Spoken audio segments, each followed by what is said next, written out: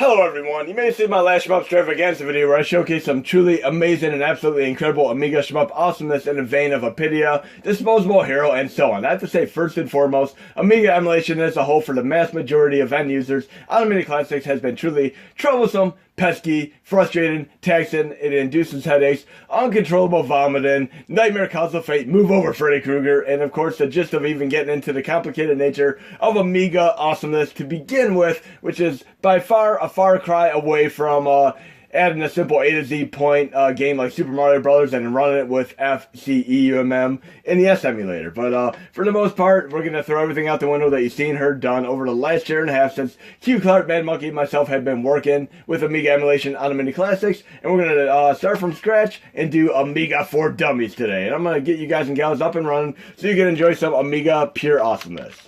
So Amiga for Dummies, not Fummies, Dummies.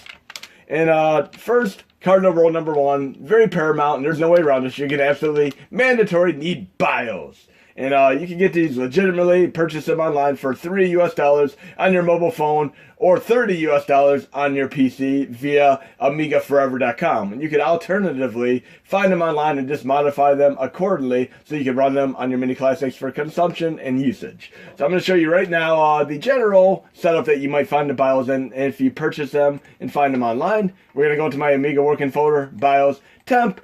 And you might find them in the name like this, name of convention, Qclart 1.3, 3.1, so on. These are not able to be used whatsoever in their current form and state of affairs. You need to modify these. And I'm going to go into my latest release. And I'm also going to show you, if you ever want to find my releases online and are not familiar with where they are, simply Google KMFDmanic and you'll find my release page. And for this right here, you could go to the Google Drive alternative link on my release page into Extras, Amiga, and I'll have all the files you need to pull this video off right here so you can get up and running until I do my next official release. But we're going to open up this file that I put together for this video right here, Amiga for Dummies. I have a few quick notes and an overall tutorial that you can follow, but we're going to go down to the BIOS portion, which we're working with right now. And the very first thing you're going to need to do is obviously have WHD load, which is a nice setup so you can actually have a more reliable, accurate setup and as far as running true Amiga games and demos and programs and such. So we're going to need this, and I'm going to show you both ways to do this. If you go to my Google Drive link, for right now you can install the injectors, but they would typically be in my release. I'm going to go to where they would be in my release for PlayStation Classic. You go to the PlayStation Classic folder. You need to install either the core injector for auto blame or the core injector for blame sync, and they would install the WHD load as far as my next release.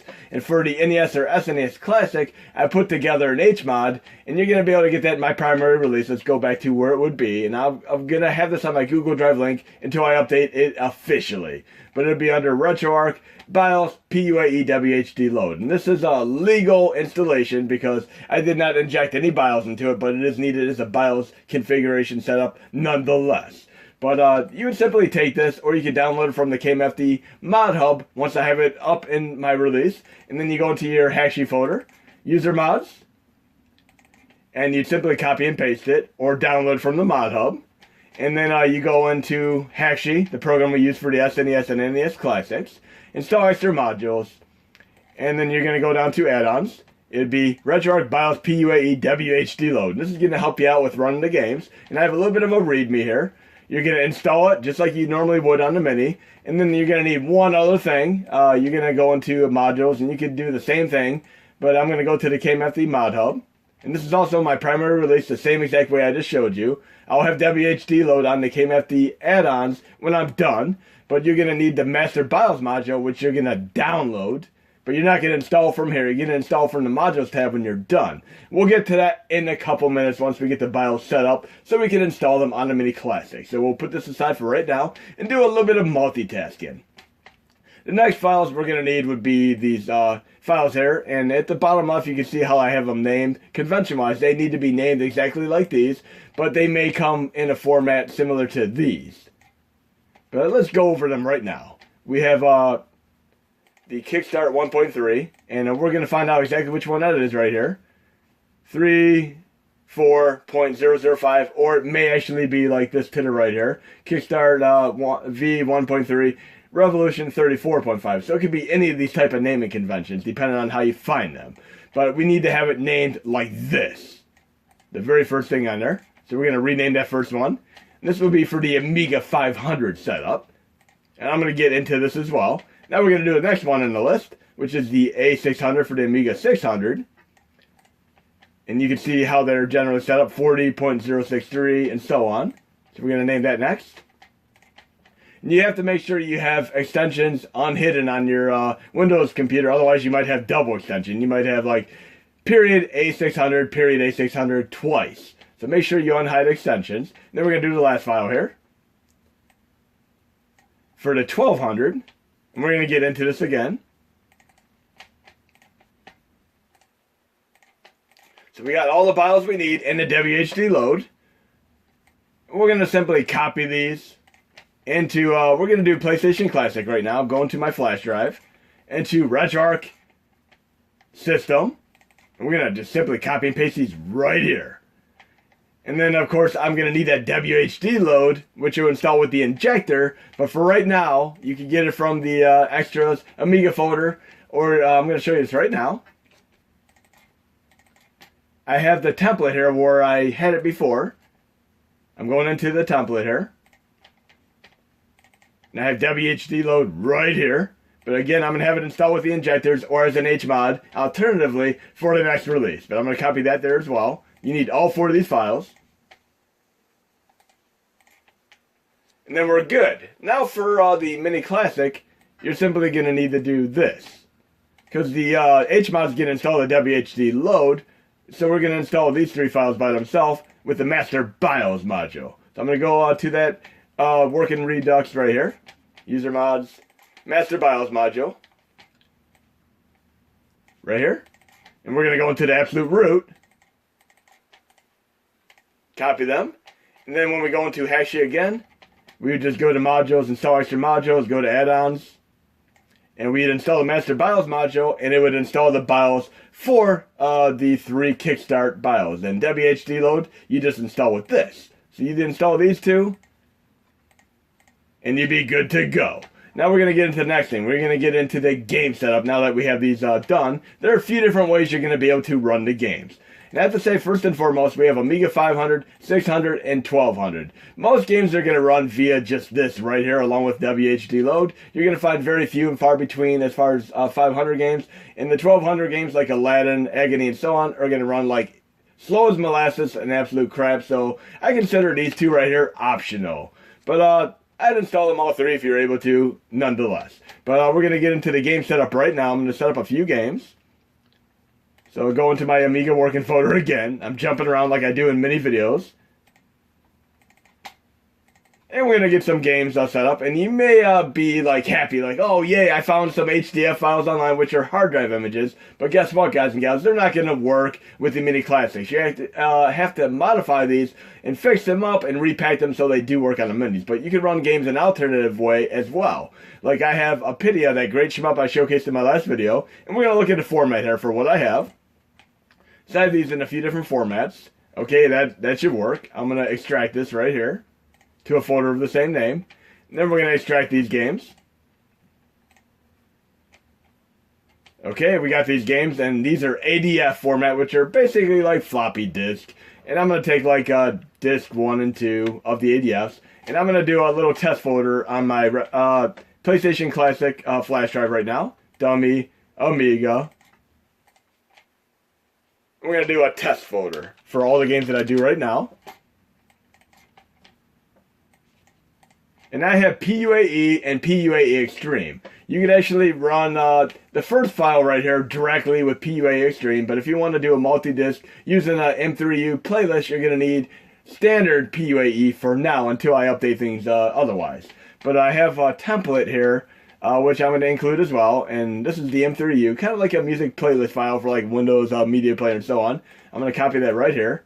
And you just simply need to make sure both of these file names are in the M3U. And I have a template, which will be in my release, and you can modify this for any given game that has multiple ADF disks.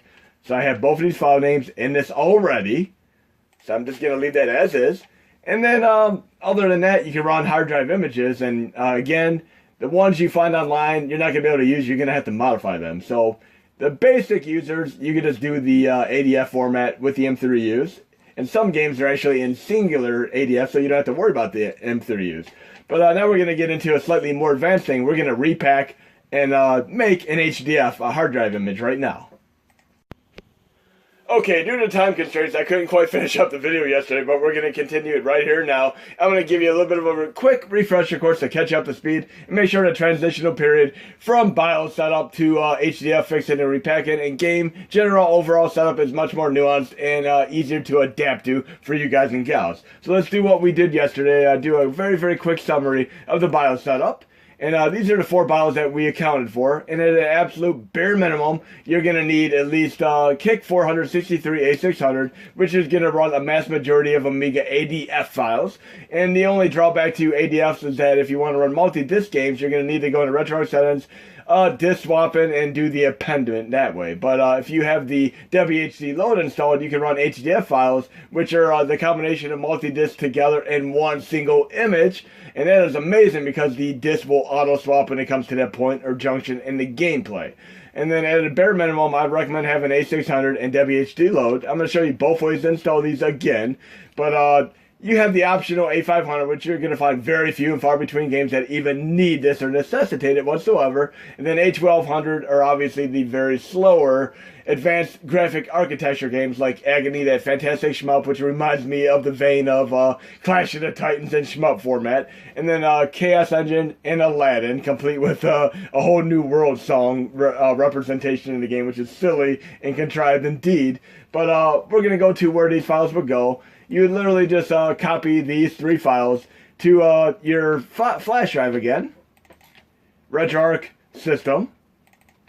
Bam, just copy them there. And then WHD load would obviously install with the injectors, like this. We're going to go into my core set release.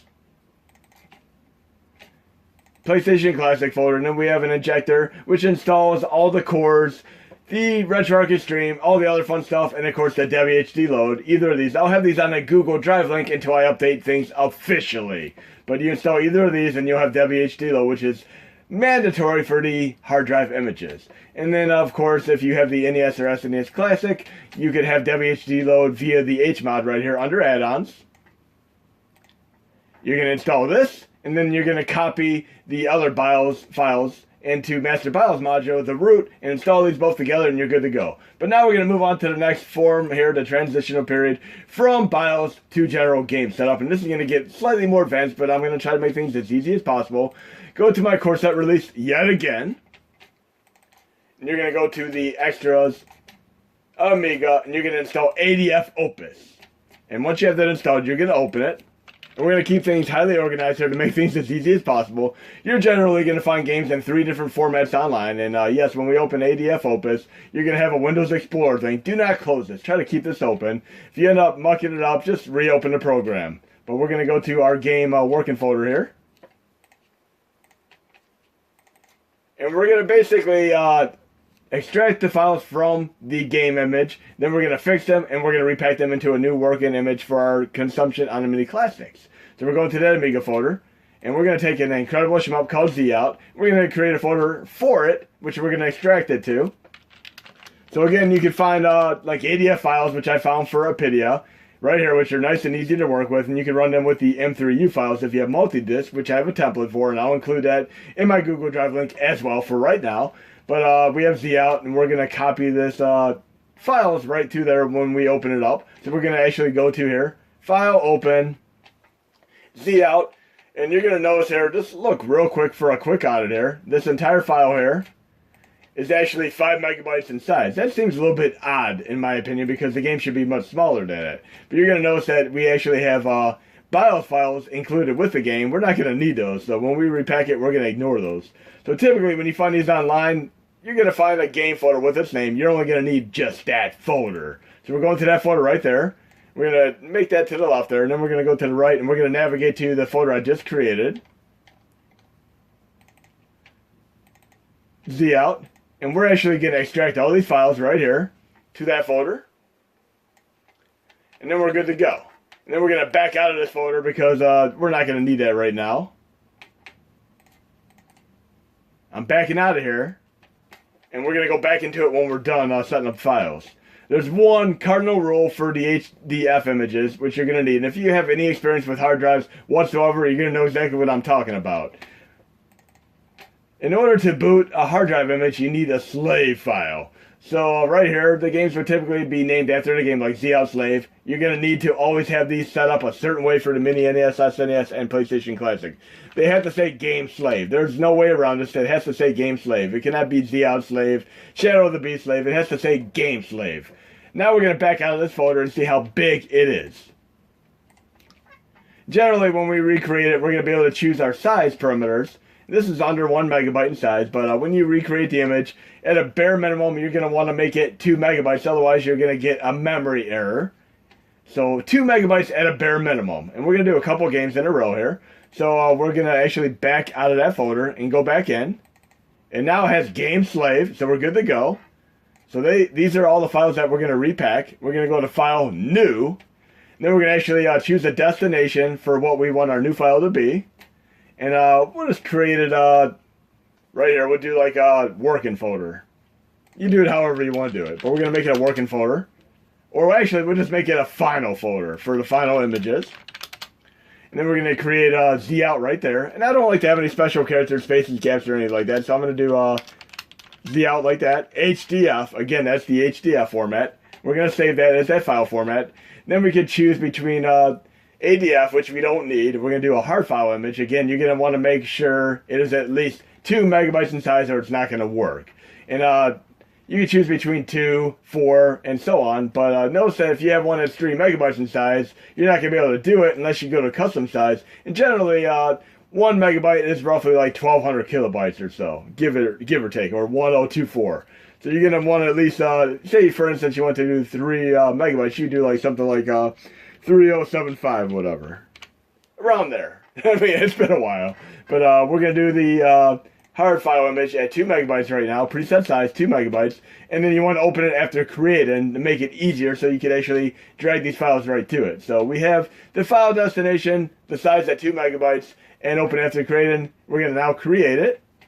Bam. Now we're going to drag these files right here. All of them. And then when it's all done and they're over, and if you don't have the right parameter for the size, it's going to give you an error message. If it's under 2 megabytes or not enough to actually account for all the files that need to go into the image, you're a problem. But you can just close it when you're done, and we're going to go to that folder right now.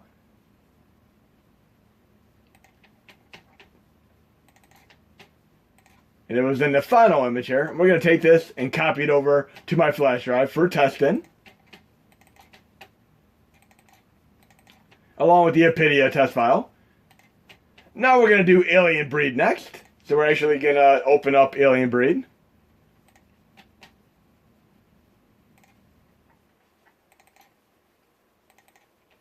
And we're going to see how big that is too. It looks like it was 5 megabytes. We need just this folder, the game folder here. And we're going to go create a new folder for that.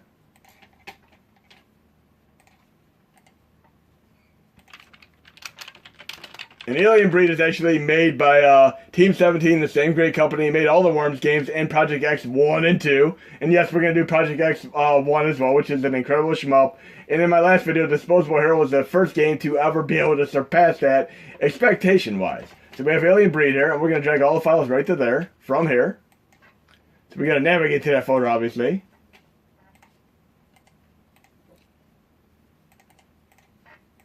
And notice how things are a little bit screwy right now. So what I'm going to do is actually close the program. And I'd recommend just close the program if you have any issues where you're at navigation-wise.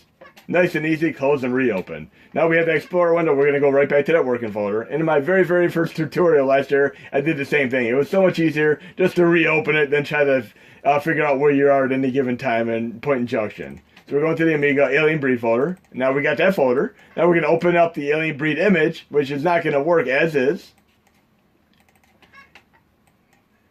And we're going to go into that folder right here, the name folder, drag all these files.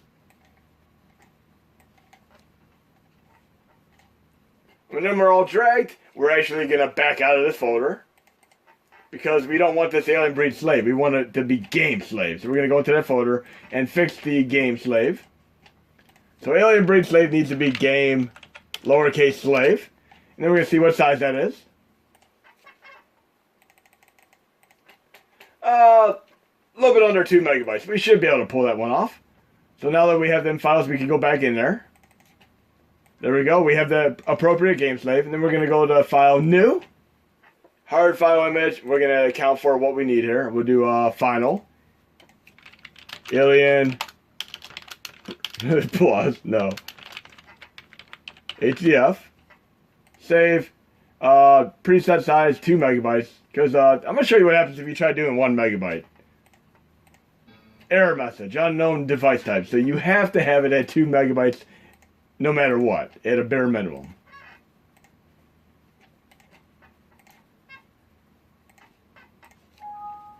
Okay, now we're going to make sure we have the file destination, the size of 2 megabytes, and open it to creating. Bam. Now we're going to drag all these files.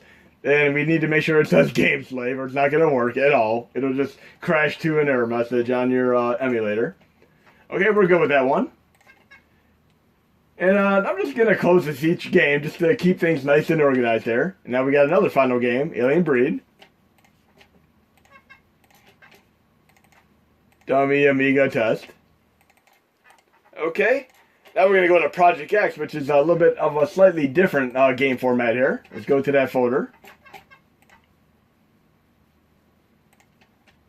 And that's the folder of my release set, so we're not going to need that anymore.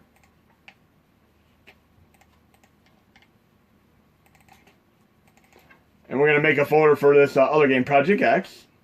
Oh, we got Shadow of the Beast as well, so we'll do Shadow of the Beast and Project X. We'll do Shadow of the Beast. And then we'll do Project X Special Edition.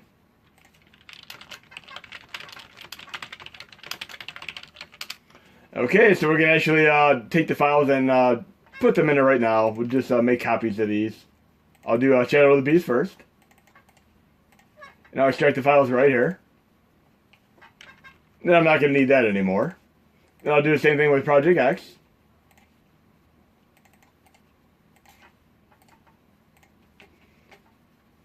Okay, and I have the files that I need.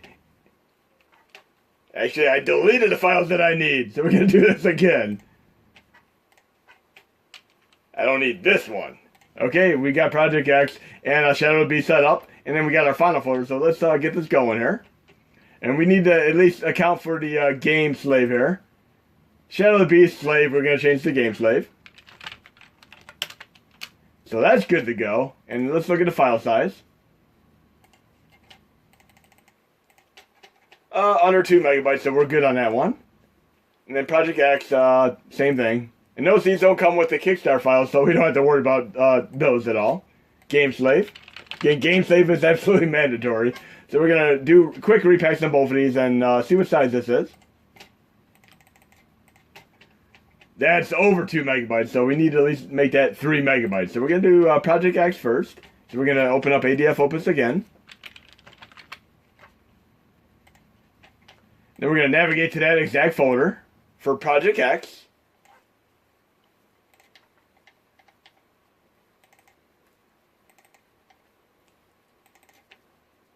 And we're only going to need the inside of the name folder. The game slave should be in the main directory of what you're doing the hard drive image with. So new, and again, remember this is a little bit under 3 megabytes, so we're going to need to do this a different way.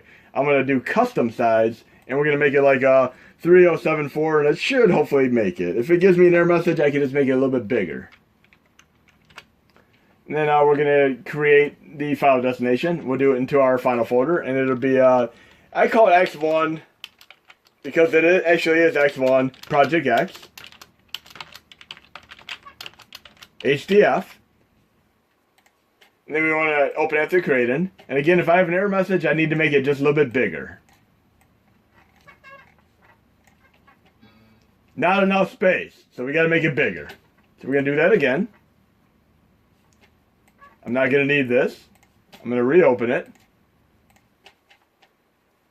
And yes, you can reopen it once you've overdone and repacked them. So I'm going to open this one up again.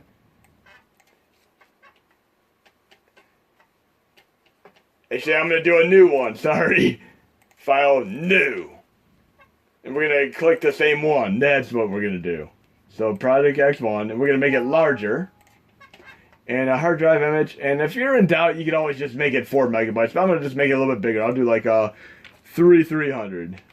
And for those of you on NAND, on NES Classic, you're going to want to try to keep these to whatever small size you can. Open after creating, 3300. We have the destination, create, and we should hopefully be able to drag these files now. Okay, we're good to go that time. And just to keep things nice and organized here, I'm going to close that and then I'm going to reopen it when I'm done. So final, we're going to take this X1 project and then copy it to the flash drive in our Amiga test setup. And we got one final game. We got to do, obviously, Shadow of the Beast, which is under 2 megabytes. We should have no trouble with that. Open up ADF Opus again. Again, you don't have to reopen it. It's just if you want to keep things nice and easy for yourself. Because I could do it, but you're going to have a lot of windows open and it might get a little bit discontinuous and a little bit confusing and unorganized. So working out Amiga, Shadow of the Beast folder, and then we only need the same name folder. We have Game Slave set up right. File new. Go into our final folder here, Shadow of the Beast. HDF. Create. We're going to make sure the file size is at least 2 megabytes. Create, open after creating, create, and we're going to drag, make sure it says Game Slave. Yes, we're good to go. And notice here it has disc 1 and 2 combined. We don't have to worry about multi-disc swapping. It'll do it automatically, which is the beautiful thing about HDF images. And the cat may have to bump the keyboard here. I may also try to get some demos included in my next release, so these are already done for you. So we're good on that, and we got this final game. We're going to copy it over and test it. So some beautiful games here to test. And again, you're going to want to safely remove when you're all done to make sure you have no kind of corruption or anything.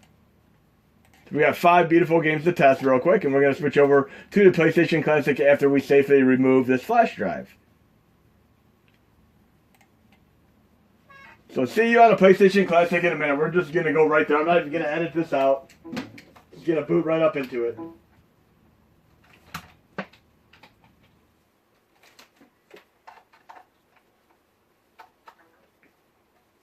Okay, let's check these 5 games out. And we got this awesome BIOS splash screen, obviously.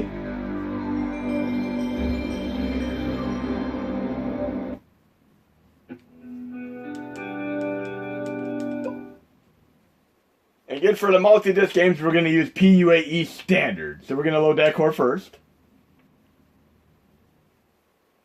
Right here. And we can load the M3U file directly with the P-UAE standard core. It'll actually point to these files. And if you need to do this swapping, when you get into the game, I'll show you exactly how you do it. This game should load just fine. Again, I showcased this in my last video. It is absolutely incredible. And Chris Hulsbeck did this, and as well as like the Jim Power and Mutant Planet, and then of course Turrican. Turrican 2, Super Turrican, and so on. He did some incredible games. And definitely check out the introduction sequence for R-Type, as I aforementioned in my last video. But we'll try out all 5 of these games, make sure that I repacked and fixed them appropriately for usage on our mini classics. And these games will work on the NES, SNES, and PlayStation Classic as long as you have these done the way I did them. And then, of course, the BIOS accounted for. But wait till you hear this absolutely incredible music. And feel free to ask any questions. I'll do what I can to help you guys and gals out with any of the stuff from BIOS to repacking of the games and overall cat bumping of the keyboard if necessary. And here we go. Lift off to some incredibly amazing shmup awesomeness there. Again, this game truly feels like it is a Bumblebee Gradius style theme flair here. You even have a charge blast, which is awesome.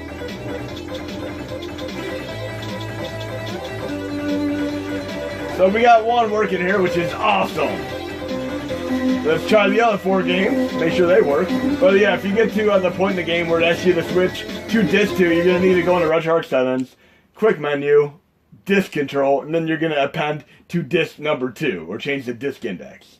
And you do the same thing for Sega CD on the Pico Drive core, as well as PlayStation 1 on the PCSX Rearmed Neon core. So again, that's how you do that. We're going to go to low core, and we're going to load the other core, which has the 2-player mode activate, the bigger keyboard, and the refined and more optimal control scheme, courtesy of Qclart, and that is P-UAE Extreme. This is what I use for most games. I'd much prefer running most games with this. We're going to go low content, start directory, dummy, Amiga.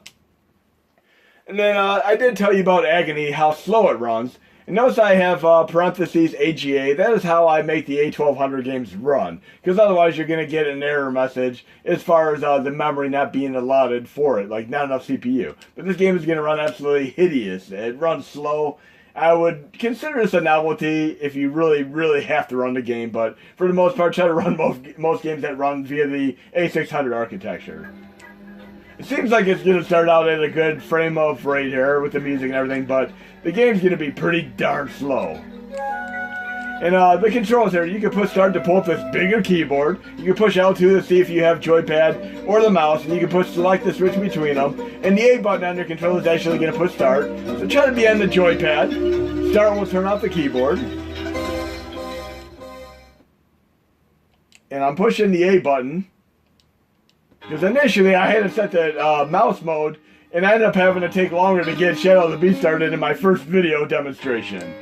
So as long as it's on joypad, you're good to go. See how slow that is? Not very playable, and this is the PlayStation Classic. The only way to run this is actually with UAE forearm, which does not run properly on the PlayStation Classic, but it runs fine with UAE files, which are like kind of like configuration Q files for the NES and SNES Classic. But I'll try to see what I can do as far as getting this to run on the PlayStation Classic for you guys and gals. But we're going to go to the next game now, which would be Z Out. And I passed right past the Amiga folder. We'll do Z Out here. I gotta go to my test folder, obviously. I only want to do the games that I just repacked here to 5 games. Z Out. And if I repacked it right, it should be fine. If you ended up having it not load, you most likely forgot to change it to game slave, all lowercase, with a period in between game and slave. So again, you want to have game slave in the primary directory when you repack these, all lowercase, case sensitive, or it's not going to work. So Z Out seems to be working here, so awesome. We got 3 more games to test. Another fantastic shmup here. And there's also a predecessor to it called X Out. Very, very cool music. Very R-Type inspired here. And we do have a charge blast as well. Bam, I'm stuck in here. And unlike in my previous Shmup Extravaganza video, the music resets on this one, so you don't get to enjoy it like with Wikipedia. Where you die, the music stays continuous, which is awesome. This is a pretty sweet game. I mean, Amiga has its amazing share of shmups here. And unfortunately, Super Nintendo really doesn't have nearly as many great shmups. I mean, I'd say maybe a dozen fantastic shmups compared to a good 100 plus for the Amiga and Genesis. Okay, we're going to try another game here, but definitely come back to Z Out. Amiga test. And we're going to do X1 Project X. I showcased X2, which was on PlayStation 1, in my last Shmup Extravaganza video. So we're doing the predecessor to it, X1. And again, Team 17 is behind this. And what's kind of sad and sorrowful at the time is that there's a Amiga magazine at the time, like Amiga Power, I believe. And notice it says not a DOS disc. I did not repack this right. I screwed up on this game right here. So I did this game wrong. But I'll just go back and repack it. So you can see that you can make a mistake. I probably did something wrong with that repacking. And I did repack it previously, so I'm going to go to the one I did repack properly. Yes, I can make mistakes. I'm going to go to the one that I did repack in my previous test setup. And this one should work. But that message I just showed you is what happens if you don't repack it right. So somewhere, somehow, I messed up on that one. This one should load fine. But again, there's an Amiga magazine called Amiga Power. And the people who wrote for the magazine would actually rate many of the Amiga games bad, like Super Frog and so on. And that was pretty bad because I really like all of Team 17's games. Okay, here we go. We're good to go. Again, it is very, very easy to mess up. I probably made one little misstep there, but I'm not going to overanalyze it. I have it already done from a couple days ago when I repacked it a few days ago.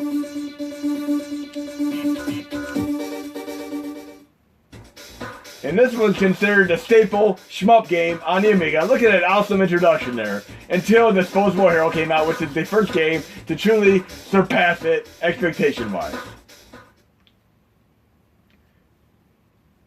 Very, very cool game. You'll see for yourself in a moment here.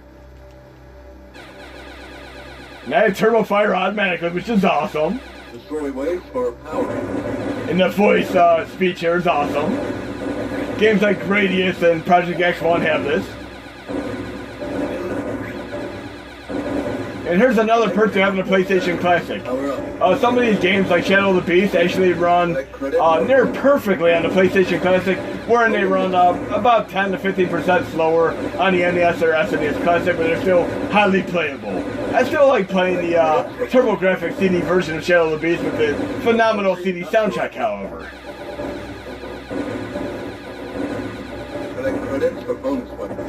Very, very cool game. Definitely impressed with this. I can see this as being one of the first very, very best, amazingly awesome shmups on the Amiga. And I remember when I was younger, I wanted a Commodore 64. If I only would have known, I would have asked for an Amiga instead, because this is such a fine and dandy computer to have. So this is incredible. Now we're going to do Shadow of the Beast here, which runs awesome. It runs near perfectly. And I'm really hoping I packed this one properly. Amiga test. Hopefully I repacked this one properly. Yes, if you see the bottom bars, you generally have it packed properly. And again, I want to make sure I'm on joypad mode, because when I first demonstrated this in my last video last year, I actually had it in mouse mode, and I had to wait through the long 2-minute plus intro. Now I'm pushing the A button now. I have it on joypad mode again with L2. Even though I do not mind whatsoever the intro, it has some incredible music, but I want to be able to get to the game a little bit faster. If you have it on right here, mouse mode, you're going to be waiting a good 2.5 minutes to be able to get to the game. So I'm going to be doing joypad mode right now with the A button. And we should be able to get through here a lot faster. Once the sound starts going like a little bit lower in volume, that's when the game's about to start. It's not like some games where you can simply push the start button and start the game instantly. You actually have to wait a little bit to be able to push the start button. I'm pushing it, and the sound should start going down in volume, and I should be able to play the game.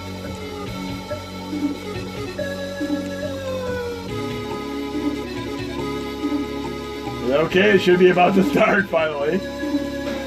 Right now. Notice the volume's going to start going down right here.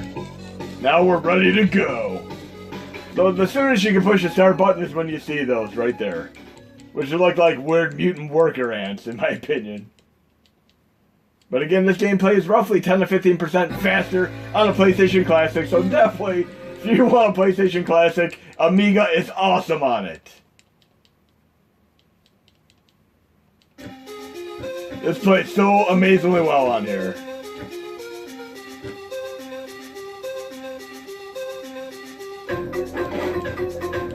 And even though this is the most well-known game on the Amiga, some of the other games I showed you today are pretty friggin' awesome.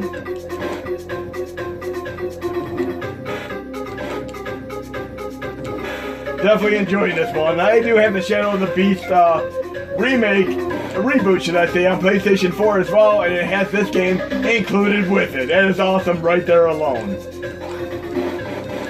But hope you enjoyed the tutorial for the BIOS, the game setup, and the overall configuration. If any of you guys and gals need help, let me know, and I'll see what I can do. Or the cat may need to bump the keyboard to get you going along as well. But I'll take it easy, guys and gals, and there'll be more to come. I'm going to do Scum VM next.